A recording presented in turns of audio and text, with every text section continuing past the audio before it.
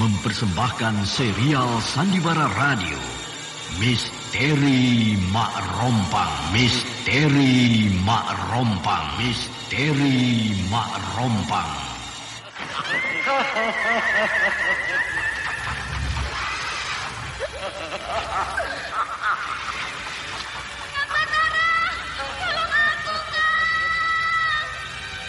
Cepat kemari, Wulan. Mak Rompang. Kisah bangkitnya kembali setiap 200 tahun. Seorang anak manusia yang dapat berganti wajah dan wujud. Terkadang menjadi seorang gadis cantik teramat cantik. Terkadang menjadi seorang nenek tua renta buruk rupa yang selalu menimbulkan prahara dan malapetaka mengerikan bagi umat manusia.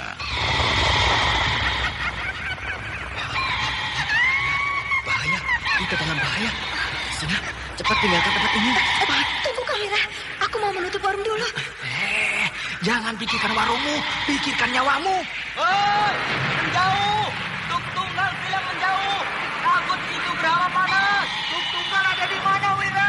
Tuk Tunggal berada di dalam kabut. Hei, penyihir semua. Penyihir keluar dari desa.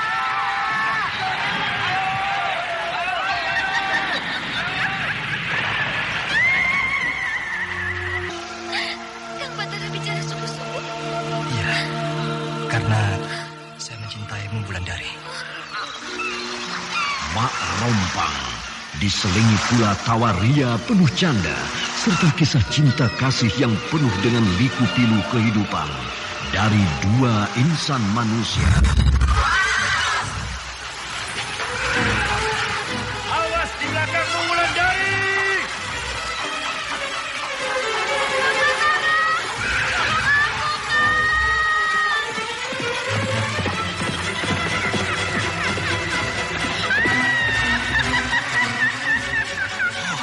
Celaka, Wulandari dibawa lari Mak Rompang. Dia.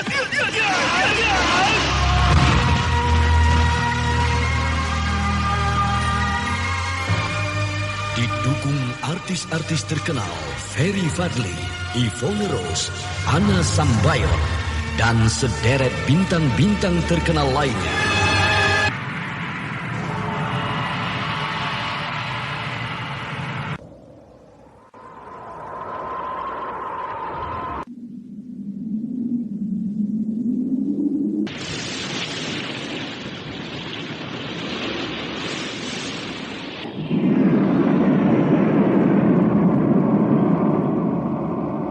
Aku ingin mencari sendiri pembunuh guruku itu.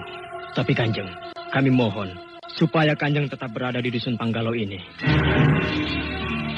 Ikutilah serial Sandiwara Radio Misteri Mak Rompang episode ke-24. Hadiah perkawinan.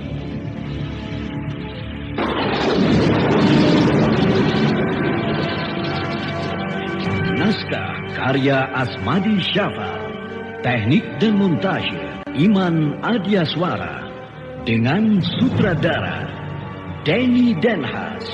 Serial Anda sekarang masih ke-25 ini mendengarkan Sandiwara didukung Radio para di pelakon. channel Memori Ajeng 80. sebagai Anindya, Bambang Jeger sebagai Raden Wangsadirja, Siska sebagai Aning, Herman sebagai Tembong, Lili Nur Indah Sari sebagai Gandini, Ferry Fadli sebagai Batara, Yvonne Rose sebagai Wulandari, dan pembawa cerita Denny Denhas.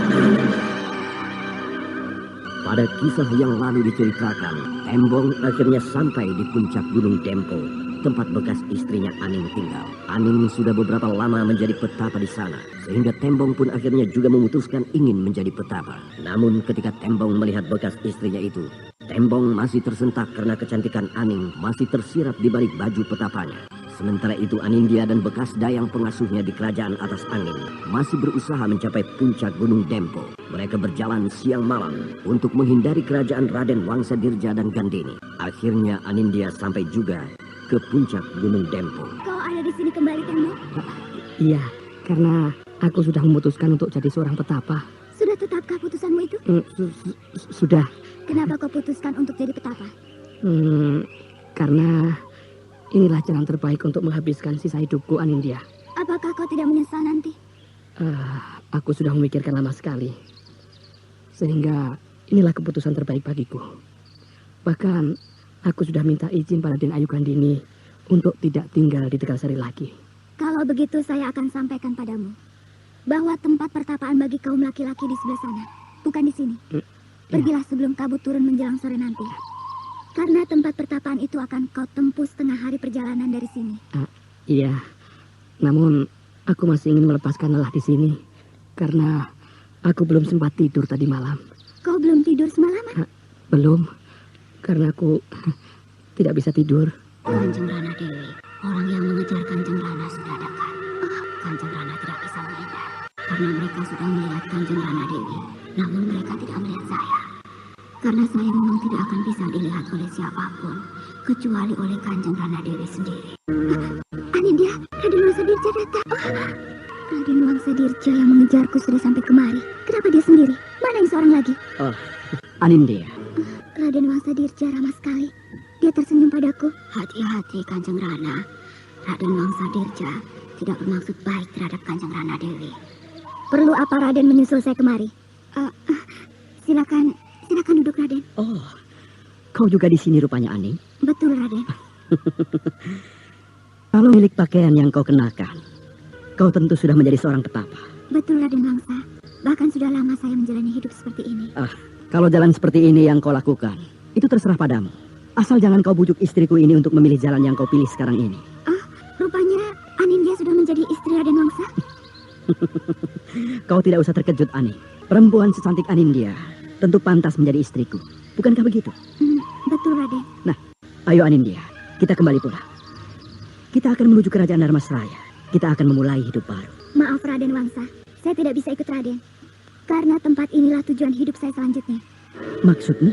Saya sudah putuskan untuk menjadi petapa seperti yang pernah dijalani oleh almarhum ayah saya. Jadi petapa? Betul Raden. Anindya, jalan apa yang akan kau tempuh? Keputusan apa yang telah kau pilih? Kau jadi petapa? Hidup sengsara seperti ini? Sungguh menyedihkan perempuan secantik kau akan menjadi seorang petapa. Kau lebih pantas hidup dan tinggal di dalam istana daripada hidup menyendiri di puncak gunung yang sepi seperti ini. Dan kehidupan istana itu ada di Dharmasraya bersamaku. Ayo ikut aku. Kita kembali ke dunia ramai. Tinggalkan tempat ini demi masa depanmu. Maaf Raden, ini sudah pilihan saya. Dan saya lebih suka tinggal di sini daripada hidup di dalam istana. Kau belum mencoba hidup di dalam istana yang megah, Anindya. Kalau saja kau mencobanya, kau tidak akan mau tinggal di tempat yang sepi seperti ini. Saya sudah pernah mencoba hidup di dalam istana, Raden. Saya hidup bagaikan seorang permaisuri. Namun kehidupan seperti itu membuat saya tidak suka. Saya bosan. Kau pernah hidup di dalam istana? Kau jangan main-main, Anindya. Saya tidak main-main, Raden. Saya bicara sungguh-sungguh. Jadi kau pernah hidup di dalam istana? Di mana? Istana mana? Kapan? Hayo jawablah. Tentang di mana dan kapan, Raden tidak usah tahu. Itu rahasia saya. Kau menyembunyikan sesuatu padaku rupanya. Tapi kau tidak bisa menyembunyikannya. Karena aku tahu. Kau telah hidup di dalam istana Panggalo bersama Batara, bukan? Bukan, Raden. Walau kehidupan masa lalu saya di dalam istana, hanya Gusti Prabu Batara yang tahu. Batara yang tahu? Karena kau pasti sudah hidup di dalam istana Panggalo bersama Batara Keparat itu. Itu pas. Tidak bisa kau bohongi aku. Raden Wangsa jangan menuduh yang bukan-bukan terhadap saya. Kau memang murah. Kau hianati aku sebagai suamimu. Kau bermain serong dengan Batara dengan berpura-pura menyerah sebagai tawanan. Kurang ajar. Kau tipu aku. Kau telah menipuku. Sehingga aku dan pasukanku harus menyerah pada kerajaan Panggalo. Bahkan Ramanda Senapati harus mengemis pada Batara demi membebaskan aku. Raden jangan menuduh saya sehina itu. Ini kenyataan. Kenyataan yang aku rasakan. Lalu, setelah kau berzina, setelah kau kotor, kau ingin jadi petapa untuk menebus dosa-dosamu. Tutup mulutmu, Raden. Kau yang harus menutup mulutmu, Anindya. Kau jangan membantah lagi. Kau harus mempertanggungjawabkan perbuatanmu di hadapan Ramanda Senapati. Raden sudah keterlaluan. Saya masih suci. Saya masih seorang gadis yang suci. Saya belum pernah disentuh laki-laki manapun di dunia ini. Kau bohong. Perempuan murahan. Raden berhenti menghina saya, atau saya akan hajar Raden. Aku yang akan menghajarmu, Anindya. Hati-hati Kanjeng Rana Dewi. Kanjeng Rana tidak akan bisa menghadapinya. Karena Kanjeng Rana sudah kehilangan ilmu yang Kanjeng miliki selama ini. Ayo, mari kita bertarung. Aku rela mati untuk mempertahankan kehormatan Ramanda Senapati yang telah kau hina di hadapan Raja Panggalo itu. Kenapa kau diam? Ayo cabut senjatamu. Ayo kita bertarung. Kau ternyata tidak mau mencabut senjatamu. Kau anggap enteng aku. Kalau kau tidak mau mencabut senjatamu, maka aku yang akan mencabut senjataku. Raden Wangsa, jangan. Jangan kau halangi aku, Aning. Kau berlindung saja di balik laki-laki tolol yang bernama Tembong itu. Saya mohon, Raden. Jangan bunuh Anindya. Saya mohon. Biarkan saja, Aning. Saya tidak takut dengan senjata yang digenggam oleh Raden Wangsa itu. Ternyata kau betul-betul menantangku, Anindya.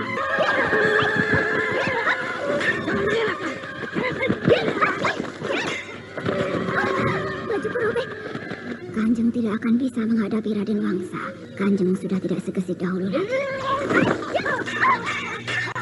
Muluka, Anindya, jangan muluka. Sebentar lagi lehermu yang akan disambar pedangku ini. Anindya, cabut pedangmu. Pertahankan dirimu dari serangan. Suasana terasa sangat mencekam karena Anindya hanya diam terpaku memandang lengannya yang luka mengalirkan darah segar. Sementara Raden Wangsa Dirja sudah gelap mata. Raden Wangsa Dirja sedang bersiap untuk menghunjamkan pedangnya ke tubuh Anindya. Melihat keadaan yang sangat berbahaya ini, maka dengan cepat Aning memberanikan diri mencabut pedang pendek yang terselip di punggung Anindya. Dengan menggenggam gagang pedang kuat-kuat, Aning menikam lambung Raden Wangsa Dirja. Raden Wangsa Dirja tidak menyangka kalau Aning akan berbuat senekat itu, sehingga pedang pendek di tangan Aning menembus lambung Raden Wangsa Dirja. Laki-laki bangsawan ini terhuyung ke belakang sambil memegang lambungnya. Sementara Aning dan Anindya terkesima melihat kejadian itu. Perlahan-lahan pedang di tangan Aning terjatuh ke tanah. Aku telah menikamnya. Kau telah menikam aku, Aning. Kau tikam aku. Aduh. Maaf, Raden Wangsa. Saya hanya bermaksud membela Anindya. Kau menikam aku. Kau tikam ayah dari anakmu sendiri. Maaf, Raden. Saya tidak sengaja. Bukankah aku ayah dari anak Tapasudana? Jangan dekati dia, Aning. Mundur kamu, Aning. Anindya, tolong aku. Saya sudah tidak mau ribut dengan Raden. Tapi Raden yang menghendaki sehingga terjadi hal seperti ini.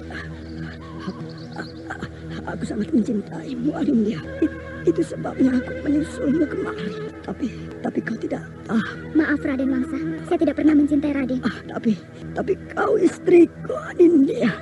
Saya bukan lagi istri Raden Wangsa. Saya adalah saya. Saya tidak pernah jadi istri siapapun. Lambungku.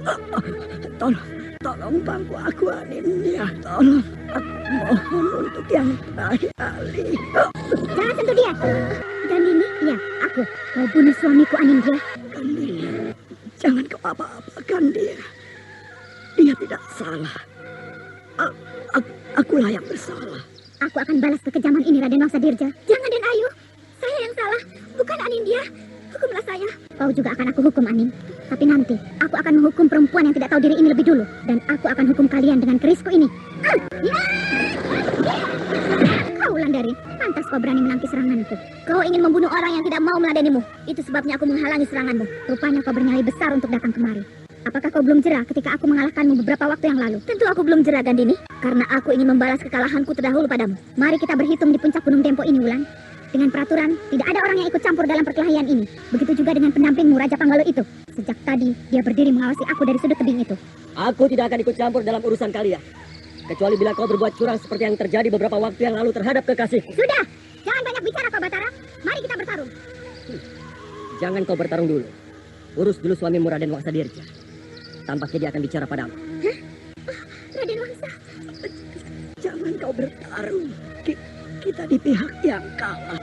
Raden, luka Raden banyak mengeluarkan darah. Rasanya aku tidak bisa bertahan lagi, Gandini. Jangan, Raden harus bertahan. Aku akan membawa Raden ke kerajaan Dharmasraya. Tidak usah. Aku hanya berpesan. Jaga anak kita baik-baik juga untukmu. Aku titip Tapasudana. Jagalah dia baik-baik. Dan aku minta maaf padamu. Karena aku telah menyanyiakan hidupmu. Saya yang minta maaf pada Raden. Karena sayalah Raden jadi begini. Tidak, ini bukan salahmu. Ini adalah pembalasan bagiku. Karena aku Anda sekarang masih mendengarkan Sandiwara Radio di channel Memori 80. Istriku, Aning. Apakah aku bukan istrimu, Raden Wangsa? Raden Wangsa! Dia telah meninggal. Raden, karena aku Raden tewas. Kenapa kita tadi harus berpisah jalan, Raden aku tidak bisa membela dan menjaga keselamatan Raden Wangsa Dirja dari amukan perempuan ini. Raden Wangsa, maafkan saya. Pandai kau berpura-pura, Aning. Kau bunuh suamiku, lalu kau menangis terisak-isak di depanku. Kau harus menanggung akibatnya dariku. Tahan, kalau kau mau menyerang dia, hadapi aku dulu. Pengejaran Raden Wangsa ke puncak Gunung Dempo berakhir dengan tragis. Raden Wangsa tewas di ujung senjata yang dipegang Aning. Walaupun sebenarnya Aning menikam Raden Wangsa tidak atas kemauannya sendiri. Aning hanya ingin membela Anindya. Ketika Raden Wangsa Dirja roboh ke tanah, tiba-tiba Gandini muncul di tempat pertarungan itu. Gandini lalu bermaksud menyerang Anindya. Dan di saat itulah Wulandari dan Batara datang. Sehingga terjadilah pertengkaran yang akan dilanjutkan dengan pertarungan antara Wulandari dan Gandini. Mari Aning, kau telah membunuh suamiku. Kini kau hadapi aku. Aku sudah bilang Gandini, akulah lawanmu, bukan Aning. Aku akan bereskan dulu perempuan murahan ini. Baru aku hadapi kau, Wulan. Kalau kau menyentuh Aning, berarti kau menyentuh aku. Tampaknya kalian akan mengeroyok aku.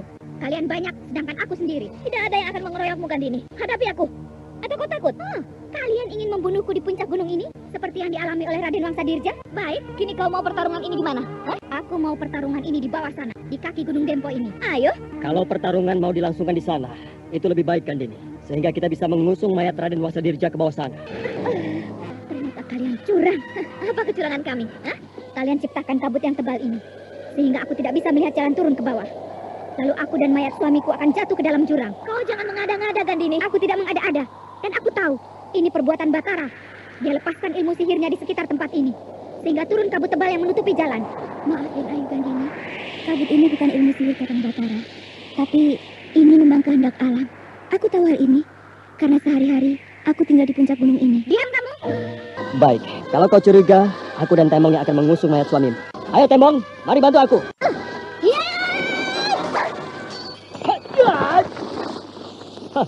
Kau serang aku dari belakang, Gandini. Karena kau telah melepaskan ilmu sihirmu, Batara. Mari, Gandini. Kita mulai pertarungan kita sekarang juga. Mari. Tampaknya kau tidak mau bertarung di bawah sana, Gandini. Diam kau, Batara. Hadapi saja dia, Wulandari. Jangan ragu lagi. Iya, Kakak. Doakan aku. Gandini dan Wulandari sudah terlibat di dalam pertarungan yang mendebarkan. Karena kedua musuh lama itu tidak bertarung dengan tangan kosong. Tetapi mereka sama-sama menggunakan senjata. Tampaknya kedua pendekar wanita itu ingin cepat menyelesaikan perkelahian. Gandini menggunakan senjata pedang pendek yang di dalam genggamannya bergerak cepat ke sana kemari. Sedangkan Wulandari menggunakan selendang jingga yang di salah satu ujungnya terdapat 2 buah bola besi yang terbuat dari baja. Selendang itu diputar Wulandari ke sana kemari untuk mengimbangi gerakan pedang pendek Gandini. Sehingga bunyinya berdesing-desing mengerikan. Kedua senjata itu berkelebat ke sana kemari. Di tengah kabut yang semakin tebal, pedang pendek Gandini berkilat-kilat mengurung tubuh Wulandari. Sementara gerakan selendang Wulandari bergulung memerah di sekitar kilatan pedang Gandini. Sehingga yang memperhatikan menahan napas. Mereka tidak tahu siapa yang akan tersambar lebih dahulu oleh senjata lawannya.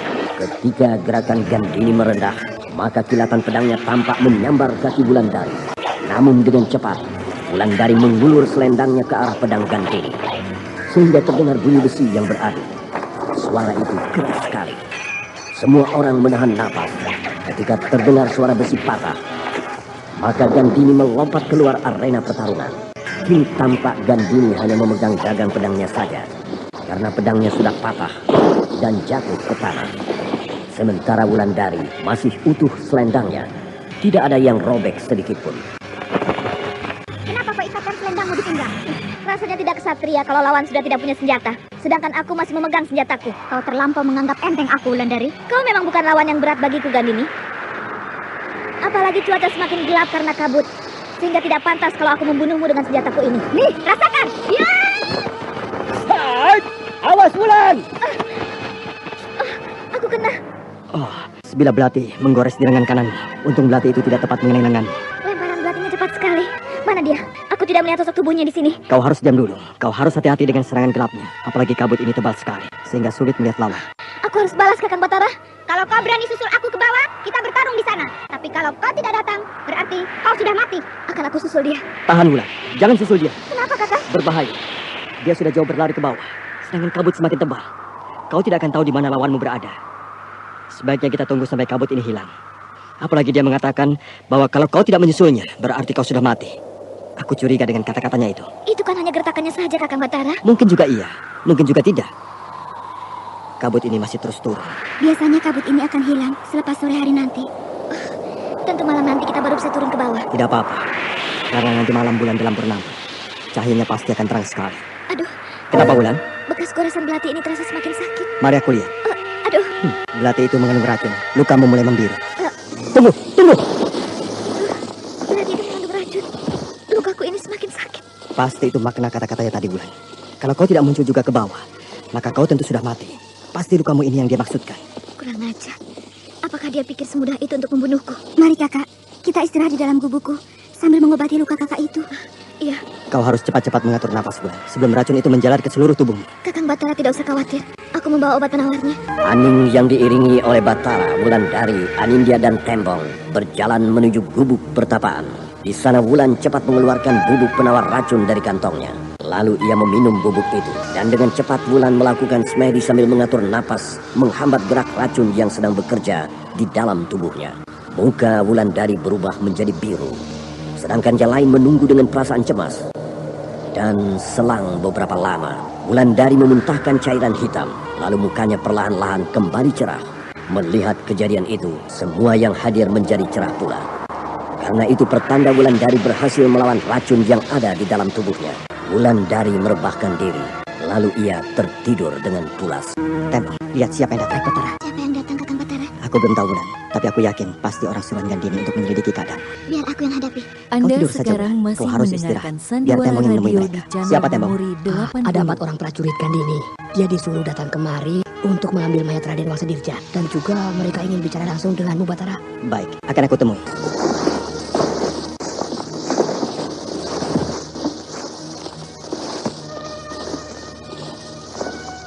Siapa kalian? Kami mengaturkan sembah kehadapan Gusti Prabu. Kau rupanya memimpin ketiga prajurit ini, Ki Harindana. Betul, Gusti Prabu. Dan ketiga prajurit ini berasal dari Tegalsari. Dan kami diutus oleh Den Ayu Gandini untuk mengambil mayat Raden Wangsadirja di sini. Silakan. Mayat Raden Wangsadirja sudah kami buatkan usungan. Kalian tinggal mengangkatnya dengan usungan itu. Terima kasih, Gusti Prabu. Lalu Den Ayu Gandini menyampaikan pesan pada Gusti Prabu bahwa Gusti Wulandari ditunggu tengah malam nanti untuk melangsungkan pertarungan. Kami akan datang tengah malam nanti, sesuai permintaan Gandini. Terima kasih, Gusti Prabu. Kami akan sampaikan pesan Gusti Prabu pada Den Ayu Gandini. Jadi begitu jawaban mereka. Betul, Den Ayu. Berarti Wulandari itu selamat dari racun belatiku. Ada berapa kekuatan pasukan yang Ki Harindana pimpin sekarang ini? Tidak banyak, Den Ayu. Prajurit yang ada ini semuanya berasal dari pasukan Tegalsari. Jadi berapa orang semuanya? Hanya berjumlah sebanyak 50 orang. Lalu kemana yang lain? Mereka langsung ke Tegalsari, Den Ayu. Dan Kiwista? Kenapa Kiwista harus kemari? Kenapa tidak memimpin sisa pasukan kita ke Tegalsari? Maaf, Den Ayu. Saya khawatir atas keselamatan Den Ayu. Sehingga saya minta izin pada Kanjeng Senapati untuk memimpin pasukan bersama Ki Harindana kemari. Dan mohon maaf, Den Ayu. Kanjeng Senapati sangat mengkhawatirkan keselamatan Den Ayu dan Raden Wangsadirja. Kekhawatiran itu terbukti dengan tewasnya Raden Wangsadirja di tangan mereka. Ramanda Senapati. Ternyata Ramanda Senapati sangat mencintai aku dan Raden Wangsadirja. Sampai-sampai Kiwista dan Ki Harindana diutus kemari oleh beliau. Rasanya memang begitu, Den Ayu. Bahkan kalau boleh, saya ingin menyampaikan sesuatu pada Den Ayu. Apa yang akan Kiwista sampaikan padaku? Kalau boleh, saya memohon dengan sangat supaya Den Ayu mengurungkan perang tanding nanti malam dengan Wulandari. Karena saya merasa takut, Den Ayu. Tidak ada setakut sekarang ini perasaan saya. Sehingga yang saya khawatirkan nanti terjadi sesuatu pada diri Den Ayu. Tidak bisa, Kiwista. Kalau aku batalkan, aku akan malu seumur hidupku. Mohon maaf, Den Ayu. Tapi ini menyangkut keselamatan Den Ayu. Kiwista, pantang bagi seorang satria menarik kata-katanya kembali.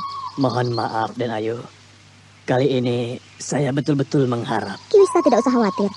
Jumlah kita memang banyak, tapi sedikit kalau dilihat dari kemampuan. Tapi kita tidak perlu takut, karena pertarungan itu akan berlangsung secara ksatria. Yang akan bertarung adalah aku dan Wulandari. Sedangkan Wulandari sekarang sedang dalam keadaan terluka. Mari kita turun gunung, Kakang. Nanti terlambat, sedangkan hari sudah mulai malam. Apakah kau sudah siap lahir batin, Wulandari? Sudah, kenapa Kakang bertanya begitu? Karena pertarungan nanti akan memakan tenaga dan pikiranmu, Wulan. Aku sudah siap, betul-betul siap. Kalau begitu, mari kita berangkat. Perkelahian antara Gandini dan Wulandari terjadi juga di pelataran halaman padepokan. Perkelahian itu disaksikan oleh Batara, Anindya, Tembong, dan Aning. Mereka berkelahi di dalam suasana kabut yang sangat tebal, sehingga keduanya harus sangat berhati-hati, karena lawan sangat sulit dilihat, walau dari jarak yang sangat dekat. Tiba-tiba Gandini dalam keadaan berbahaya, karena senjata pedang pendeknya patah dihajar oleh senjata Wulandari. Sehingga Wulandari merasa sudah berada di atas angin. Maka pada saat itulah Gandini melemparkan sebuah belati pendek kepada Wulandari. Lemparan Gandini itu masih sempat dielakkan oleh Wulandari. Namun ujung belati itu masih menggores lengan Wulandari. Wulandari menjerit kesakitan, sementara Gandini hilang di dalam kabut. Hanya suara Gandini saja yang terdengar bahwa dia menantang Wulandari untuk melanjutkan pertarungan nanti malam. Wulandari bertambah kesakitan karena lukanya itu mengandung racun. Akan tetapi dengan obat yang dibawanya, Wulandari dapat mengobati dan memulihkan racun yang terdapat di dalam lukanya. Suasana malam ini sangat mencekam, Kakang Batara. Jangan kau pikirkan itu. Kau pusatkan saja perhatianmu untuk bertarung dengan Gandini. Aku sudah berusaha memusatkan perhatianku dalam pertarungan nanti. Tapi aku sudah melihat puluhan ekor serigala berdiri mengelilingi padang rumput ini. Jangan khawatir. Aku yang akan menghadapi binatang-binatang siluman itu kalau mereka mencoba menyerangmu. Tapi di samping binatang siluman piaraan Gandini itu, aku melihat puluhan prajurit juga sudah mengepung tempat ini. Sedangkan kekuatan kita hanya beberapa orang. Bahkan di antara orang-orang yang mengiringi kita, hanya Anindya yang bisa diandalkan. Sedangkan Tembong dan Aning tidak bisa masuk hitungan. Kau dengar suara burung hantu itu, Wulan? Iya, aku mendengarnya. Sejak tadi suara burung hantu itu bersahut-sahutan, sehingga suasana malam terang bulan ini semakin mendebarkan. Mati. Itu bukan suara burung hantu yang sebenarnya, tapi suara prajurit-prajurit Sandi Panggala yang sedang bergerak kemari. Betul begitu, Kakang Batara? Tentu saja betul. Aku tidak akan salah mendengar suara-suara sandi para prajuritku. Kalau begitu, kita tidak sedikit. Kita juga punya pasukan yang bisa menghadapi pasukan mereka. Jadi kau jangan khawatirkan keadaan sekeliling. Hadapi saja Gandini. Baik, Kakang. Suara sandi burung-burung hantu itu sudah tidak terdengar lagi, Kakang. Berarti para prajurit sudah menempati tempatnya masing-masing, sesuai yang ditetapkan oleh pimpinan mereka. Siapa yang memimpin pasukan sandi itu kemari? Nanti kau juga akan tahu. Ada langkah kaki di semak-semak. Jangan khawatir. Itu langkah kaki pimpinan pasukan Sandi. Saya mengaturkan sembah ke hadapan Gusti Prabu dan Gusti Putri. Iya. Ki Padatu? Betul, Gusti Putri. Jadi, Ki Padatu datang dengan sepasukan prajurit? Betul, Gusti Putri. Saya akan menyampaikan kepada Gusti Prabu bahwa pasukan Sandi yang saya pimpin sudah mengepung tempat ini. Bagus. Jangan menyerang dulu kalau pasukan Gandini itu tidak bergerak terlebih dahulu. Siaga, Gusti Prabu. Apa yang akan berlangsung di sini, Gusti Prabu? Bentar lagi akan berlangsung perang tanding antara Gusti Putri dan Gandini. Saya doakan semoga Gusti Putri bisa memenangkan perang tanding itu. Terima kasih, Ki Padatu. Sekarang Ki Padatu kembali ke tempat Ki Padatu semula. Siaga, Gusti Prabu. Izinkan saya mohon diri. Silakan. Aku merasa lega sekarang, Kakang Batara. Ya, itu yang penting. Sehingga kau tidak punya pikiran apa-apa kecuali hanya memikirkan perang tanding melawan Gandini. Mana Den Ayu Gandini, Ki Wista? Masih melakukan semedi, Ki Harindana. Hari sudah menjelang tengah malam. Sebentar lagi perang tanding akan dilangsungkan. Tapi Den Ayu Gandini masih melakukan semedi. Sedangkan pihak lawan sudah bersiap di ujung lapangan. Sabar, Ki Harindana. Nanti pihak lawan akan marah pada kita karena Den Ayu belum juga bersiap. Biasanya Den Ayu Gandini siap bila tepat di tengah malam. Biasanya? Apakah Den Ayu pernah melakukan perang tanding? Pernah. Dan lawan yang dihadapinya juga Wulandari. Perang tanding rupanya adalah perang tanding dengan musuh lama. Betul. Perang tanding ini adalah perang tanding antara dua musuh bebuyutan. Sudah sejak tadi aku perhatikan. Di sekeliling tempat ini banyak sekali serigala. Bahkan ada di antara mereka yang berjalan mundar-mandir di dekat tempat Den Ayu bersemedi. Sebenarnya Den Ayu Gandini memiliki ilmu siluman serigala. Itu sebabnya banyak serigala berkeliaran di sekitar tempat ini. Oh, begitu. Nah, lihat. Seekor serigala yang berbulu hitam pekat sudah naik ke atas batu karang itu. Sebentar lagi dia akan menengadahkan kepalanya ke arah bulan. Lalu dia melolong panjang. Apa maksudnya berbuat begitu? Dia memberitahu Den Ayu bahwa tengah malam akan tiba. Sehingga Den Ayu akan mengakhiri semedinya. Oh, begitu. Jadi lolong serigala itu tanda bagi Den Ayu untuk mengakhiri semedinya? Betul. Betul-betul pertarungan yang sangat bagus untuk ditonton. Nah, serigala itu sudah melolong. Pertanda hari sudah tepat tengah malam. Perhatikan, Den Ayu Gandini sudah mengakhiri semedinya. Iya.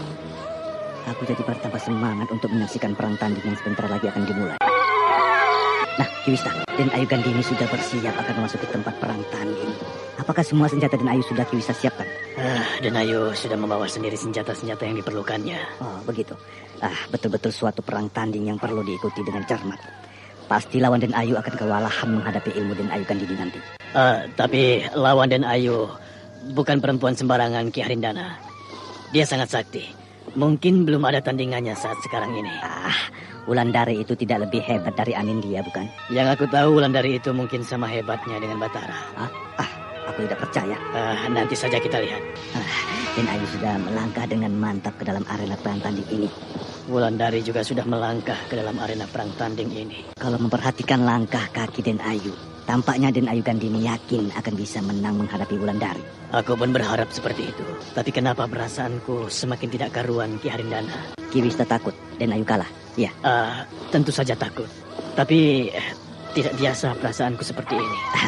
Sudah, jangan berpikir yang bukan-bukan. Nanti Den Ayu Gandini ikut gelisah. Ya. Aku harus tenang.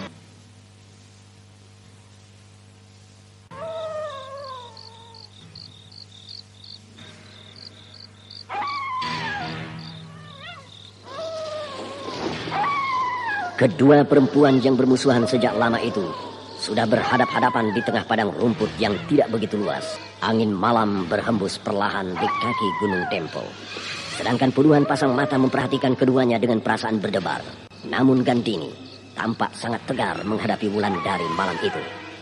Gandini yakin bahwa Wulandari belum sembuh dari lukanya. Terkena serangan belatinya pagi tadi. Luka yang mengandung racun berbahaya. Sehingga Gandini tampak menganggap enteng lawan. Sementara Wulandari bersikap tenang, bekas luka tadi pagi sudah tidak mengganggunya lagi. Di dalam lubuk hati Wulandari yang paling dalam, dia bertekad. Malam ini dia harus bisa merobohkan perempuan yang telah membunuh ibunya. Cahaya bulan semakin terang, sedangkan serigala-serigala siluman sudah mengelilingi arena perang tanding itu. Seolah-olah binatang-binatang itu sedang menunggu siapa yang akan jadi mayat. Ketika terdengar lolongan panjang, maka perlahan-lahan Gandini melangkah maju sambil menggeram. Gerakan Gandini itu diikuti oleh Wulandari, dan dalam sekejap mereka telah bertukar pukulan. Pukulan-pukulan yang dilepaskan semakin banyak dan semakin cepat. Gandini menyerang sambil menyeringai angkuh, sementara Wulandari menyerang dengan kesungguhan hati. Maka tiba-tiba sebuah pukulan pendek Wulandari membuahkan hasil. Gandini terhuyung ke belakang. Melihat keadaan itu, Wulandari tidak tinggal diam. Dia mengirimkan sebuah tendangan yang sangat cepat. Bahkan tendangan itu sudah diisi dengan sebuah ajian yang baru saja dia dapatkan di dalam kitab Dua Mustika. Hasilnya sangat menakjubkan. Gandini terhenyak di tanah, sedangkan dari mulutnya keluar darah segar. Den Ayu memuntahkan darah segar. Sekarang sudah terbukti, bukan, bahwa lawan Den Ayu lebih tangguh. Tendangan yang dilepaskan Wulandari itu hanya tendangan biasa, tapi kenapa akibatnya hebat sekali? Darah segar masih terus keluar dari mulut Den Ayu. Apakah boleh kita menolong Den Ayu? Serigala hitam yang melolong panjang tadi mendekati Den Ayu. Nah, kini serigala itu menjilat mulut Den Ayu. Oh, luar biasa. Den Ayu bisa bangkit kembali. Den Ayu sudah mencabut golok pendek dari pinggangnya. Wulandari juga sudah membuka selendang jingga dari pinggangnya.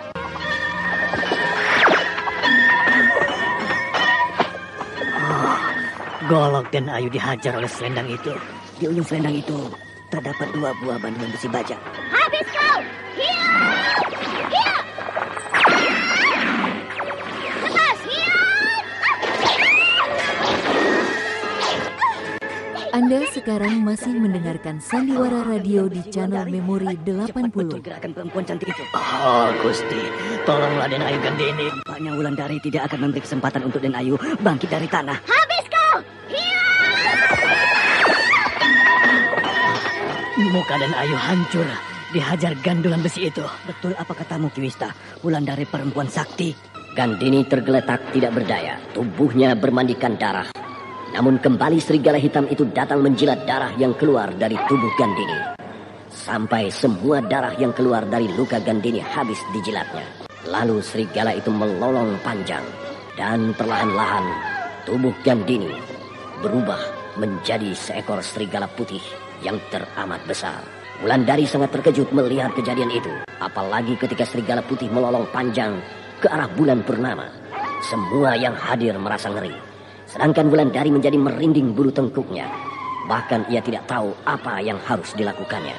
Ketika serigala putih itu melangkah perlahan-lahan ke arah Wulandari, Wulandari tidak bisa berbuat apa-apa. Seolah-olah dia sedang menunggu nasib diterkam oleh serigala itu.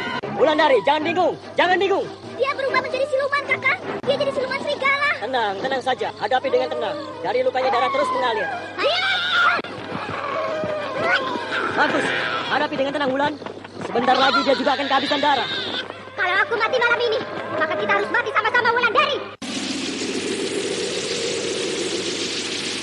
Bahwa perang tanding antara Gandini dan Wulandari sudah dimulai. Perang tanding ini adalah perang tanding yang kedua bagi mereka. Walau sebenarnya pernah juga terjadi beberapa kali perkelahian di antara mereka. Namun semua itu belum bisa dimenangkan oleh Wulandari. Walaupun kepandaian dan ilmu Wulandari 2 tingkat di atas Gandini. Karena dengan segala kelicikannya, Gandini selalu menggunakan kesempatan yang sebenarnya tidak pantas bila dia ingin disebut sebagai seorang ksatria sejati. Malam itu, ketika sebelum perang tanding dimulai, Gandini melakukan semedi dengan meminta kekuatan kepada para siluman serigala. Karena Gandini sadar bahwa hanya dengan jalan itu dia bisa memenangkan perang tanding. Sehingga puluhan serigala siluman telah datang mengitari tempat perang tanding itu. Bahkan ketika Gandini terluka, beberapa kali Raja Serigala Siluman mendekatinya sambil menjilat luka-luka yang dialami Gandini. Gandini menjadi segar kembali. Lalu ketika Gandini terluka parah, maka kembali serigala siluman itu datang dan menjilati luka Gandini. Namun kali ini Gandini bukan sembuh dari lukanya, tapi Gandini berubah menjadi seekor serigala putih yang besar dan ganas, sehingga Wulandari menjadi gugup menghadapinya.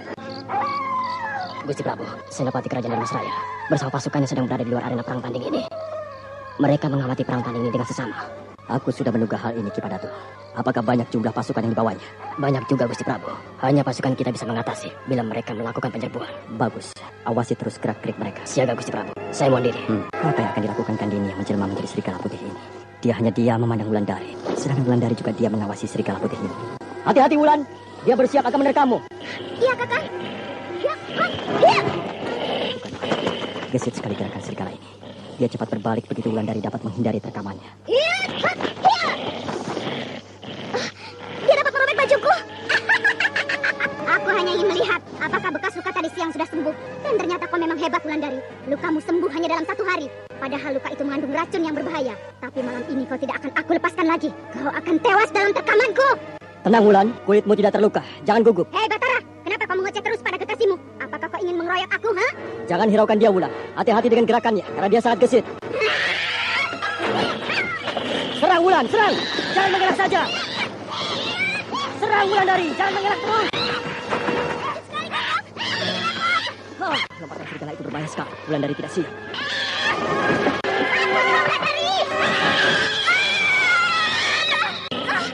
Dia menjaga punggungku!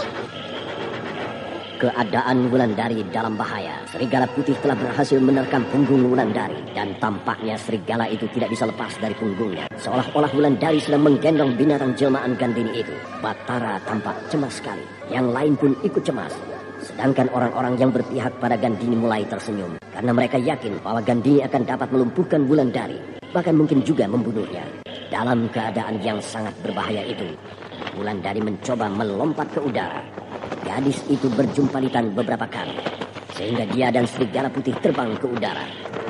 Lompatan dan sentakan Wulandari sangat tinggi, sehingga membuat serigala siluman itu tergama. Cengkeramannya lepas dari punggung Wulandari, lalu dengan menggelepar, dia meluncur ke tanah.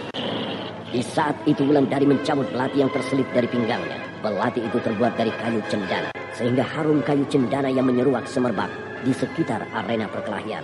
Tubuh Wulandari dan tubuh serigala siluman kejar-kejaran turun dari udara. Dan di saat yang bagus, Wulandari menghunjamkan belati kayu cendananya ke tubuh serigala putih. Tusukan belati tepat mengenai jantung binatang siluman itu. Wulandari dan serigala siluman sama-sama sampai ke tanah. Wulandari jatuh dengan kedua kakinya, sementara binatang itu jatuh dengan tubuh terhempas ke bumi. Semua mata memandang serigala yang sedang menggeliat menahan sakit. Darah hitam keluar dari lukanya. Ketika Wulandari menarik belati kayu cendana, mata serigala melotot memandang Wulandari. Sedangkan Wulandari sudah bersiap untuk menikam kembali dengan belatinya. Jangan, Wulan.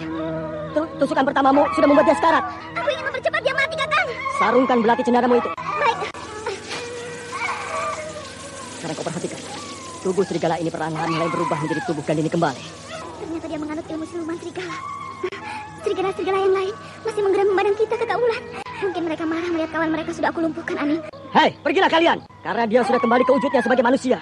Bukan dalam wujud seperti kalian lagi. Akhirnya mereka menyingkir. Mereka bukan menyingkir, Aning, tapi mereka hilang perlahan-lahan.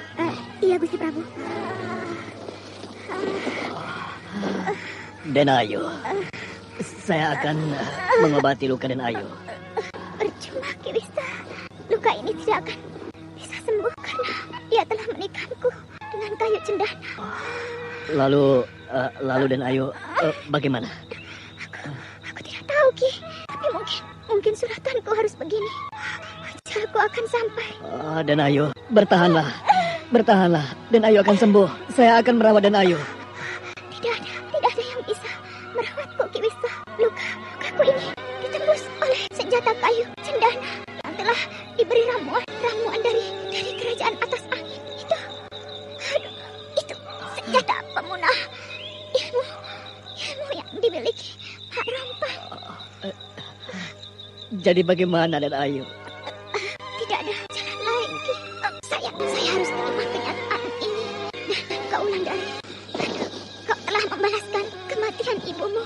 Karena ibumu memang tewas di tanganku. Dan aku ucapkan selamat padamu. Kau adalah pendekar yang bisa menghadapi ilmu Mak Rompang ini. Semoga kau bisa menghadapi ilmu Mak Rompang yang lain. Sebenarnya di antara kita tidak ada pertengkaran, Gandini.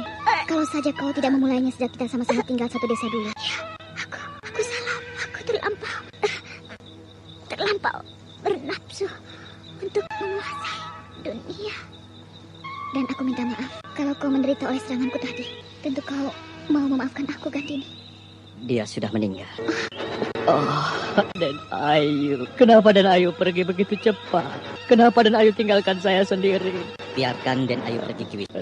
Mungkin itu jalan terbaik untuknya. Tapi sejak ayahnya jadi petinggi di Mencili, aku sudah mengabdi. Ketika Kiratso meninggal, lalu aku mengabdi pada Den Ayu Gandini. Tapi mereka kini semua sudah pergi. Seharusnya aku yang tua ini yang harus berangkat dulu. Tapi kenapa harus Den Ayu Gandini? Sudah, Ki Wista. Sebaiknya kalian berdua mengurus mayat Gandini. Jaga Gusti Prabu. Tenang, Kakak Wulan. Luka di punggung kakak tidak apa-apa. Hanya luka luar. Aduh. Saya sedang memburahi dengan bubuk obat yang Kakak Wulan beri. Iya. Bubuk obat itu memang pedih. Aduh. Apakah lukanya lebar, Ani? Tidak. Hanya luka cakar yang memanjang, Kak. Sudah? Sudah. Nah, silakan Kakak Wulan mengenakan baju lagi. Iya. Terima kasih, Ani. Ada apa, Kak? Kau dengar suara itu, Ani? Kau dengar? Iya. Saya dengar, Kak. Suara itu suara kereta kuda. Kereta kuda Mak Rompang. Mari kita keluar dari balik batu ini. Mungkin Kakang Batara, Anindya, Tembong, Bukit dia. Betul dia yang datang, Kakak. Betul, Wulan. Perhatikan di langit malam itu. Ada sebuah kereta kuda dengan lenderanya berkelap-kelip. Kereta kuda Mak Rompang. Kereta kuda itu menuju kemari. Mak Rompang datang. Pasti karena muridnya telah kau bunuh. Kita harus bersiap menghadapi Mak Rompang, Belanda. Iya, aku sudah siap, Kakak. Kereta kuda itu di angkasa tinggi sekali. Tapi betul-betul menuju kemari, Kakak. Malam ini adalah malam perhitungan buat kita, Wulan. Apakah kita berhasil? Ataukah kita harus terkubur seperti pendahulu-pendahulu kita? Jangan takut, Kakak. Kalau kita tidak berhasil, aku rela mati bersama Kakak. Tekadmu hebat sekali. Apakah Kakang Batara juga bertekad seperti aku? Hidupku sekarang hanya untukmu dan untuk kerajaan Panggalu, Gandari. Terima kasih, Kakak. Kereta kuda itu sudah semakin dekat. Sebentar lagi tentu akan mendarat di sini. Iya, sudah semakin dekat. Bahkan sudah jelas tampak kusir keretanya.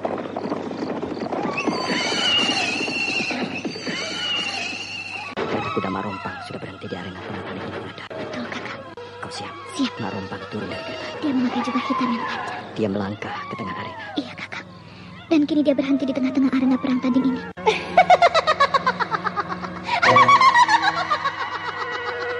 Tertawanya sangat lantang. Itu pertanda dia masih muda. Berarti dia sedang dalam keadaan sangat ganas, Kakang Batara. Betul, kita harus hati-hati. Kau telah membunuh perempuan kesayanganku, Wulandari. Kau telah mengakhiri hidupnya. Tapi kau jangan lantas bangga. Karena sebentar lagi kau akan aku kirim menemani Gandini, Wulandari. Kau jangan takut mendengar ancamannya, Wulan. Aku tidak takut. Bahkan aku ingin sekali bertarung dengan dia.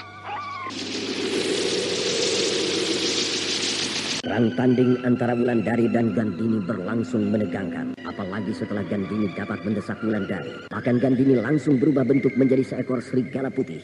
Sehingga Batara dan yang lain cemas menyaksikannya. Karena serigala putih itu berhasil menerkam punggung Wulandari. Bahkan terkamannya tidak bisa dilepaskan. Sehingga Wulandari seolah-olah sedang menggendong seekor binatang di punggungnya. Namun dengan usaha yang luar biasa, Wulandari dapat menikam serigala putih itu dengan sebilah belati yang terbuat dari kayu cendana. Sehingga serigala putih itu perlahan-lahan berubah kembali menjadi Gandini. Bahkan tidak lama kemudian, Gandini menghembuskan napasnya. Kegembiraan Wulandari dan yang lain-lain tidak terkira. Namun kegembiraan itu tidak berlangsung lama karena tiba-tiba di kejauhan, di angkasa malam muncullah kereta kuda Mak Rompang. Semakin lama kereta kuda itu semakin jelas sehingga Batara dan Wulandari bersiap menghadapi segala kemungkinan. Dan ketika kereta kuda itu sudah berhenti di hadapan mereka, maka Mak Rompang turun dari dalam kereta sambil memperdengarkan tertawa yang aneh dan mengerikan. Lalu Mak Rompang bicara dengan lantang bahwa dia datang untuk menuntut kematian Gandini. Wulandari, mari kita bersiap menyongsong Mak Rompang. Karena iblis itu sudah bersiap di arena perang tanding. Siaga, Kakang. Maaf, Gusti Prabu.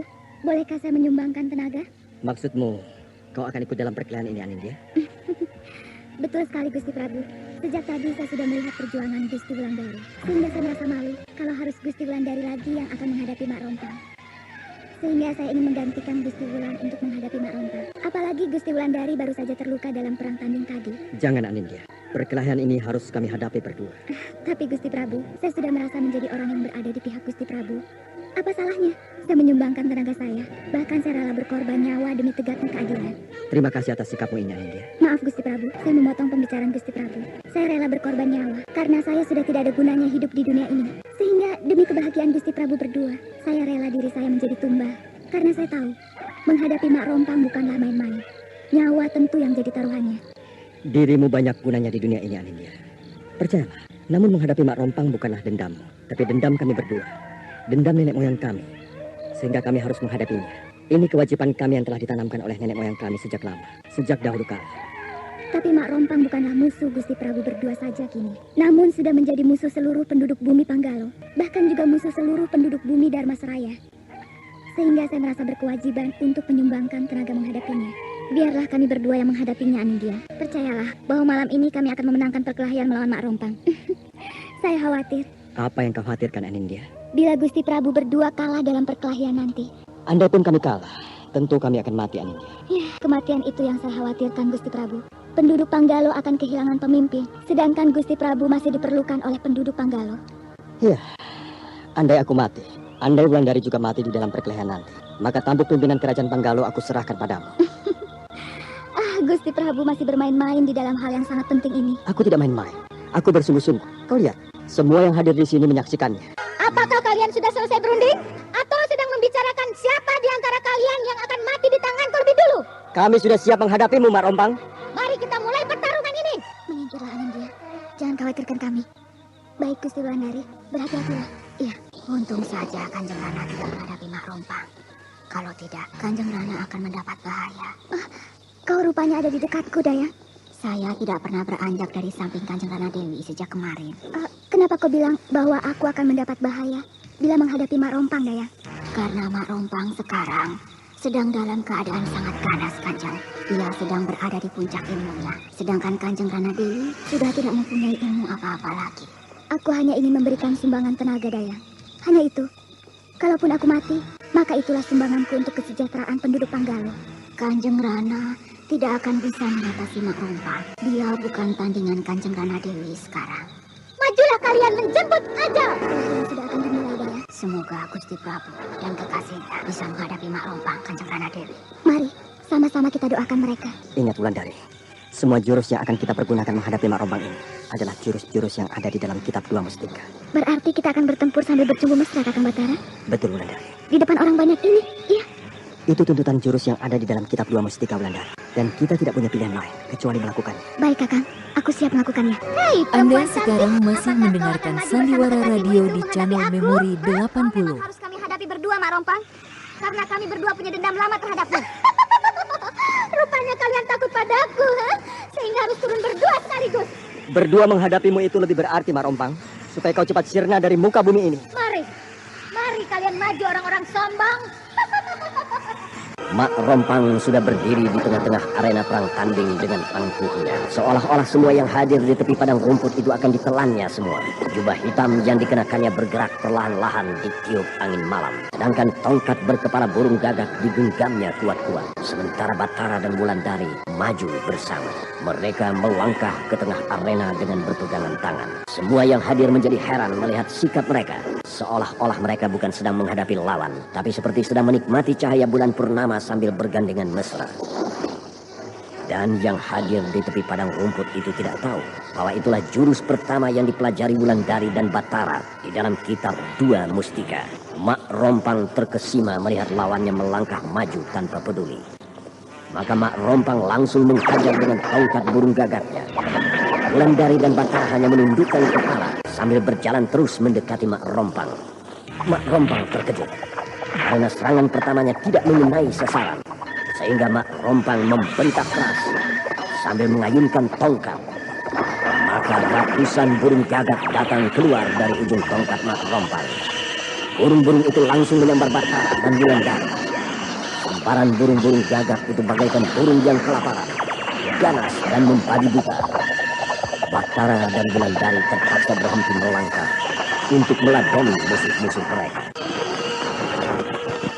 Pertarungan yang luar biasa, Daya. Dengan mudah Gusti Prabu dan Gusti Wulan melompat sambil menerpa burung-burung gagak yang datang menyambar. Lalu burung-burung itu berjatuhan dengan mengeluarkan suara kesakitan. Maaf, Kanjeng Rana Dewi. Saya tidak melihat seekor burung gagak pun. Yang saya lihat hanyalah bergumpal-gumpal tanah hitam yang dilemparkan Mak Rompang dari ujung tongkatnya. Oh, jadi itu hanya penglihatanku saja, Daya? Bukan penglihatan Kanjeng Rana Dewi saja, tapi penglihatan semua yang hadir di sini, kecuali Gusti Prabu Batara dan Gusti Wulandari. Pantas Gusti Prabu Batara dan Gusti Wulandari dengan mudah memukul burung-burung gagak yang menyambar mereka. Betul, Kanjeng Rana Dewi. Gusti Prabu Batara dan Gusti Wulan sedang memainkan jurus-jurus tingkat tinggi. Iya! Iya! Wulandari, jangan jauh dariku!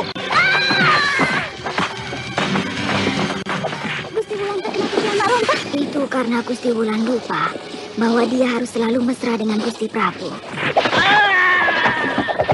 Gusti Prabu juga terkena pukulan tongkat Mak Rompang. Itu karena Gusti Prabu sudah cemas melihat Gusti Wulan. Seharusnya tidak boleh begitu, Kanjeng. Tapi mereka harus mesra, bagaikan sedang dalam percintaan. Daya, kau ternyata banyak mengetahui ilmu yang mereka pergunakan sekarang. Ini ilmu yang dicari-cari orang, Kanjeng Rana Dewi. Ilmu ini tertulis di dalam kitab Dua Mustika. Namun kitab itu sulit untuk ditemukan. Dan ternyata mereka berdua sudah mempelajari isi kitab itu, Kanjeng. Kitab itu memang mereka miliki, Daya. Walau sebenarnya kitab itu pernah aku temukan dan aku simpan beberapa saat. Sayang, Kanjeng Rana.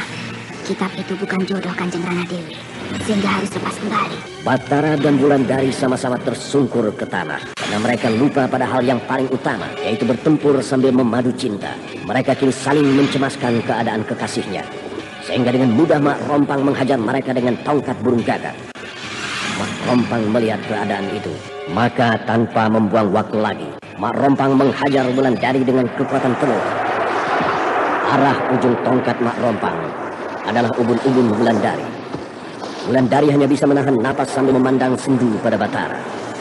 Melihat kejadian itu, Batara ingat bahwa dia harus sehidup semati pada Wulandari, sebagaimana janji mereka sebelum perang tanding. Maka tanpa berpikir lebih lama lagi, Batara bangkit perlahan dari atas tanah. Dengan kekuatan yang tersisa, dia peluk kekasihnya itu. Mereka tampak rela mati bersama, karena mereka sudah tidak bisa mempergunakan kekuatan lagi. Semua yang melihat kejadian itu menahan napas, karena sudah pasti tubuh Batara dan tubuh Wulandari akan ditembus ujung tongkat Mak Rompang. Sudah pasti sebentar lagi padang rumput itu akan disiram darah mereka. Semua yang berharap Batara dan Wulandari keluar sebagai pemenang menutup mata mereka. Mereka tidak sanggup melihat kejadian yang sebentar lagi akan tergelar di depan mereka. Namun ketika ujung tombak itu akan mengenai ubun-ubun Wulandari, dengan serta-merta tombak Mak Rompang terpental ke udara, sehingga Mak Rompang sangat terkejut. Ajar, kalian mainkan jurus-jurus di dalam kitab Dua Mustika. Daya, apa yang terjadi? Tongkat Mak Rompang terpental ke udara. Jadi Gusti Wulan dan Gusti Prabu tidak jadi mati? Tidak, Kanjeng Rana. karena keduanya sudah kembali pada keadaan mesra di dalam melakukan perang tadi. Sekarang perhatikan, mereka sedang menyongsong laju tongkat Mak Rompang di udara. Batara dan Wulandari melesat ke udara malam. Mereka sedang menyongsong tongkat Mak Rompang yang sedang melesat turun ke bumi.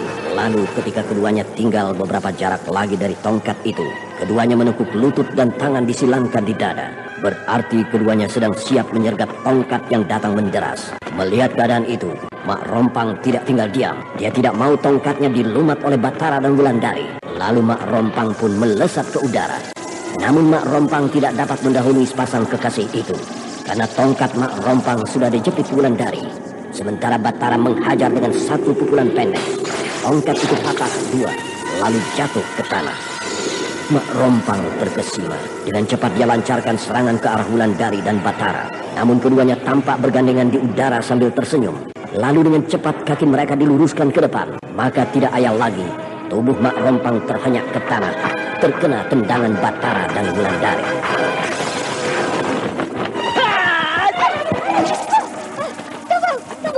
Tunggu seranganku berikutnya. Jangan kalian puas dulu, ha? Tunggu seranganku berikutnya. Kami sudah siap di hadapanmu, Mak Rompang. Hidaksa, bawa jamu pedangmu kemari. Mampus kalian! Wulan, kemari! Kau ternyata ikut juga menyerang kami, Kidaksa. Aku tidak peduli. Mari cabut pedang kayu cendana, Wulan.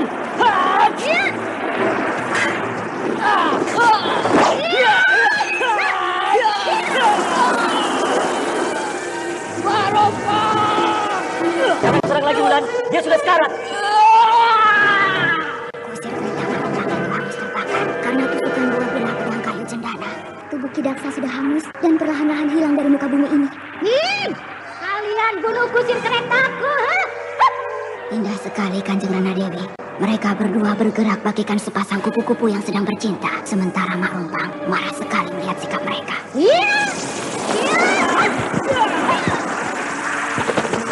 Kanjeng Rana, mereka berdua melesat ke udara mengenakan cambuk Mak Rompang. Mak Rompang mengejar mereka ke udara.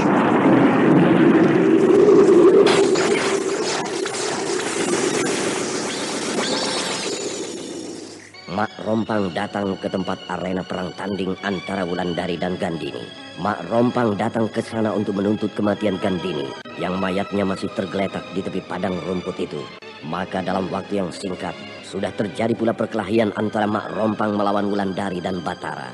Bahkan di dalam perkelahian itu, kusir Mak Rompang yang bernama Kidaksa dapat dihancurkan. Sementara Mak Rompang tampak mulai terdesak oleh ilmu yang dipelajari Batara dan Wulandari di dalam kitab Dua Mustika. Kini Mak Rompang sedang melesat ke udara, mengejar Batara dan Wulandari yang sudah membumbung ke angkasa raya. Mereka bertiga berkejaran di langit malam. Gusti Prabu dan Gusti Wulan sedang menyusun kekuatan untuk menyambut serangan Mak Rompang, Kanjeng Rana Dewi. Kini saatnya kita cabut pedang kayu cendana, Wulandari. Iya, Kakang.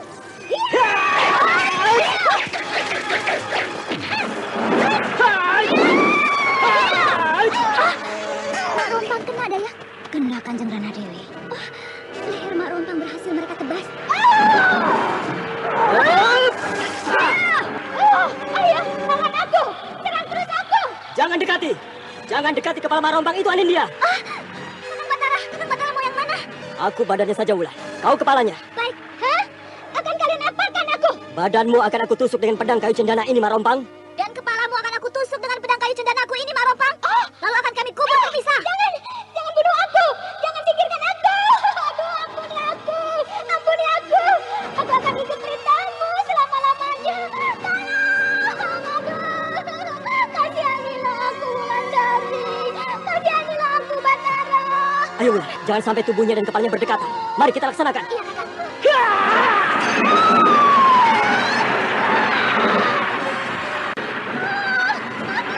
Habislah ceritamu, Mak Rompang.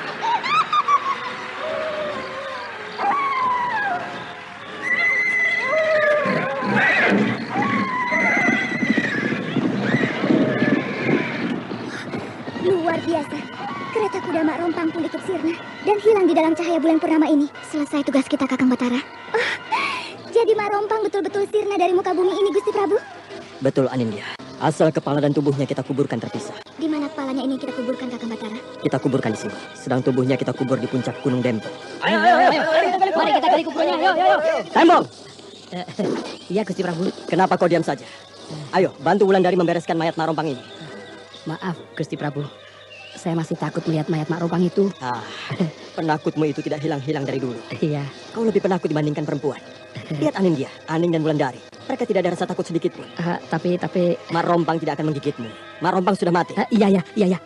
Pasukan Panggalo di bawah pimpinan Senopatinya sedang bekerja menggali kubur untuk kepala Mak Rompang. Sedangkan pedang kayu cendana tetap dibiarkan menancap di kedua bagian itu. Hari bertambah pagi, sinar bulan mulai terasa pucat. Sedangkan penguburan kepala Mak Rompang sudah selesai. Lalu rombongan itu berangkat menuju puncak Gunung Dempo untuk menguburkan badan Mak Rompang. Penguburan badan itu persis di tepi kawah gunung yang selalu berasap. Perlahan-lahan, tubuh Mak Rompang dimasukkan ke dalam lubang bersama dengan pedang kayu cendana. Lalu lubang itu ditutup kembali dengan tanah. Maka selesailah semua duka yang pernah diderita oleh penduduk Dharmasraya dan penduduk Panggalo karena ulah Mak Rompang. Setelah ratusan tahun, iblis perempuan itu mengamuk bagaikan topan membalaskan sakit hatinya kepada setiap perempuan yang mempunyai tahi lalat di tepi bibirnya. Karena perempuan yang seperti itulah yang telah merebut calon suaminya dulu.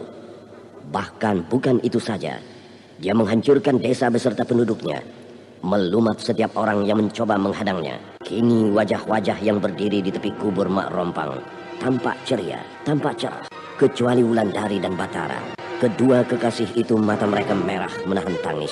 Mereka terharu, mereka ingat guru-guru mereka yang tewas di tangan Mak Rompang.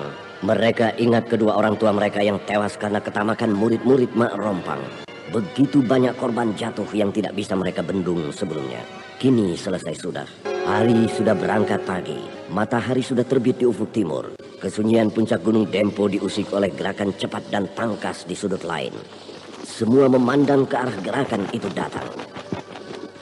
Siapa? Hamba Gusti Prabu. Ada apa kau menyusul kemari? Senapati Dharmasraya dan rombongannya ingin menghadap Gusti Prabu.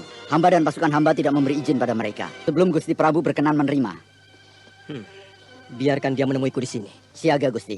Hamba mohon diri. Maaf Gusti Prabu. Mungkin kehadiran saya ini mengganggu Gusti Prabu. Kehadiranmu sudah aku ketahui semenjak di kaki gunung ini, Senopati. Bahkan semenjak perang tanding antara kami dan Mak Rompang. Kau dan pasukanmu sudah hadir, bukan? Betul, Gusti Prabu. Saya sangat kagum pada kejelian Gusti Prabu.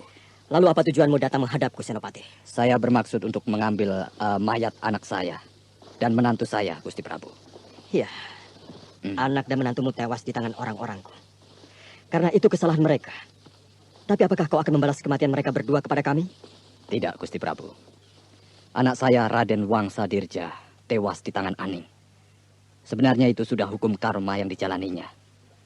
Walau Aning tidak sengaja membunuhnya. Karena selama ini Aning disia-siakannya.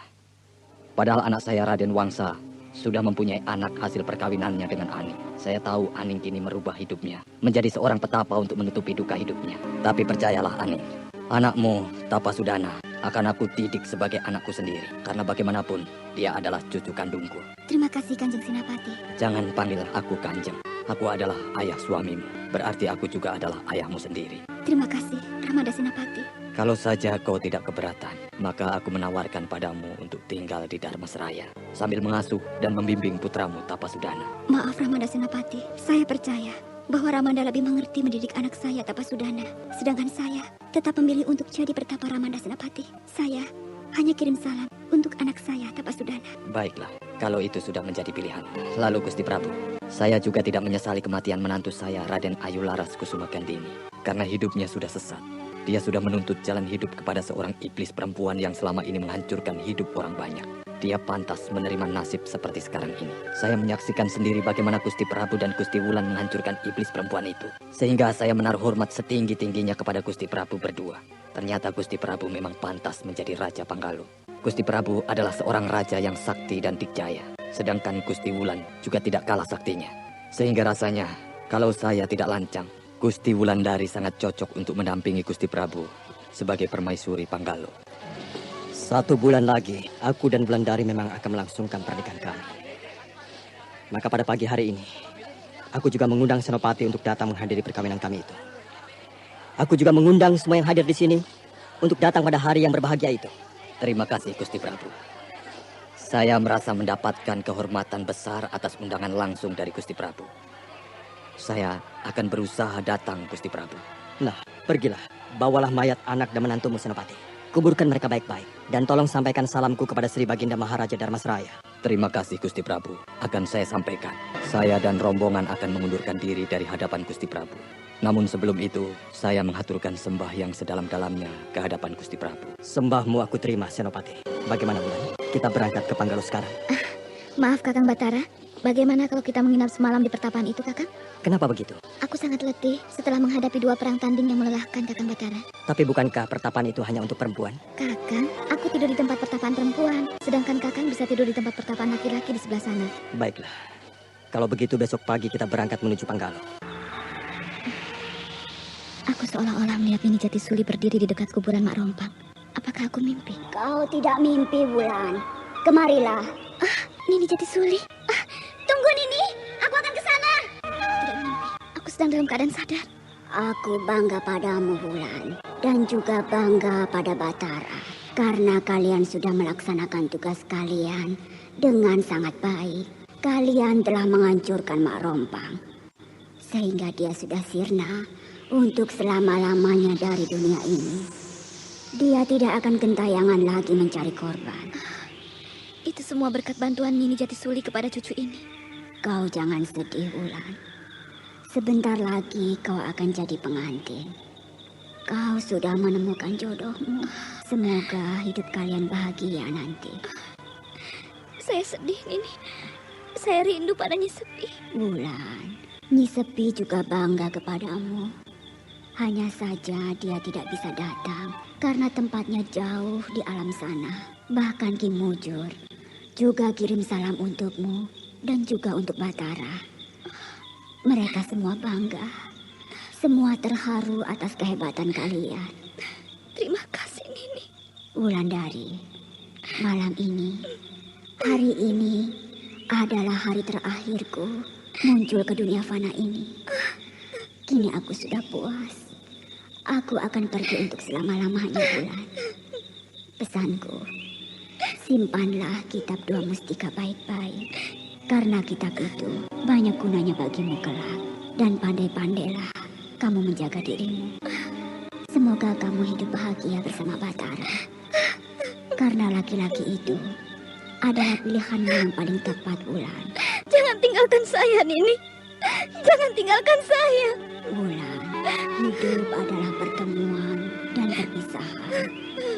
Ada saat bertemu dan ada saat berpisah. Tidak usah kita tangisi. Iya, Nini. Saya mengerti. Nah, selamat tinggal, Wulandari. Nini. Lama sekali Wulandari terduduk di dekat kawah Gunung Dempo, sementara malam bersinarkan bulan purnama. Kemudian ketika hari sudah beranjak pagi, rombongan Batara dan Wulandari meninggalkan puncak gunung. Mereka menuju kerajaan Panggalo. Dan selama dalam perjalanan, Wulandari tampak murung. Dia masih teringat kepada Nini Jatisuli yang datang malam tadi. Walaupun Batara menghiburnya sepanjang perjalanan. Hari berganti hari, minggu pun berganti minggu. Akhirnya hari perkawinan antara Batara dan Wulandari tibalah kini. Pesta perkawinan mereka sangat meriah. Pesta itu berlangsung selama 40 hari 40 malam. Tamu-tamu terhormat banyak datang menghadiri. Raja-raja dari negeri lain banyak yang datang untuk mengirimkan utusan mereka. Senyum dan tawa terdengar di mana-mana. Sementara kedua pengantin begitu pula.